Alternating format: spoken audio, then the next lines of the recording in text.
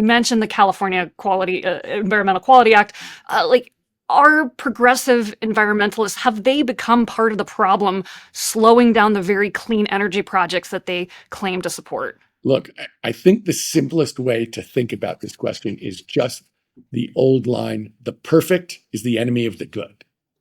If you think we can do massive projects without something happening that you don't like, I just don't think that's realistic in the real world, because I've done big projects. So the question is, how do you mitigate that as much as possible? How do you make the net really positive for society? And how do you make sure you take care of anybody who's hurt? So that, do I think we can build solar arrays in the desert without disturbing the desert at all? No. Of course we have to, if you build something big, when I think about one of the great things that I believe in, which is why I do love the idea of building multis in the center of cities, is this: let's use the existing footprint as much as possible. It's already been permitted. We've already disturbed it. We're now going to take the existing grid and use it better.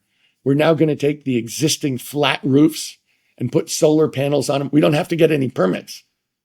We've already built the roofs.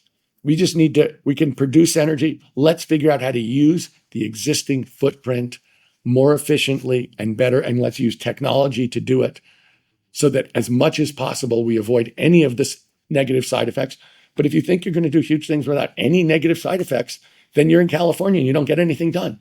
We need to get things done. We need to build, and we need to do it in a fair way, but we can't take 10 years to get a permit. That's, it's kind of justice delayed is justice denied. Building 10 years from now doesn't help anybody, not for the next 10 years. And that's way too long to think of.